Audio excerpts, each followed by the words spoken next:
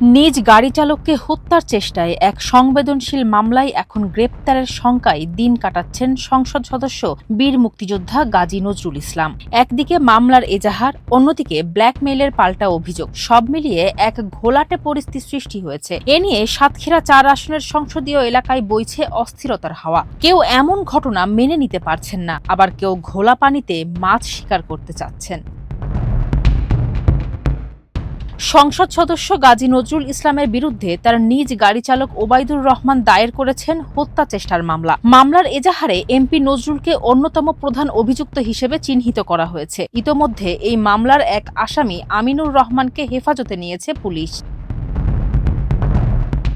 তদন্তকারী কর্মকর্তাদের সূত্রে জানা গেছে, এমপি নজরুল বর্তমানে আইন শৃঙ্খলা রক্ষাকারী বাহিনীর নিবিড় পর্যবেক্ষণে রয়েছেন। তাকে গ্রেপ্তারের জন্য এখন কেবল ঊর্ধ্বতন কর্তৃপক্ষের সবুজ সংকেত বা চূড়ান্ত নির্দেশনার প্রতীক্ষায় আছে পুলিশ। পলাতক অন্যান্য আসামিদের ধরতে চালানো হচ্ছে চিরুনি তল্লাশি।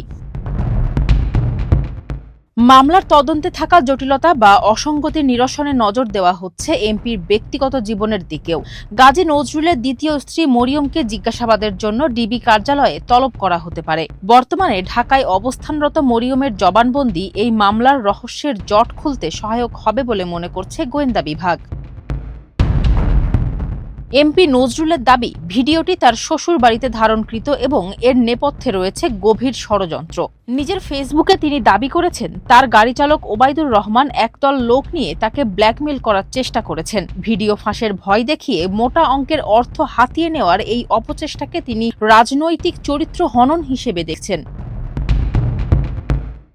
এই ঘটনায় সাতক্ষীরা ৪ আসনের সংসদ সদস্য গাজী নজরুল ইসলামকে বহিষ্কার করেছে বাংলাদেশ জামায়াতে ইসলামী।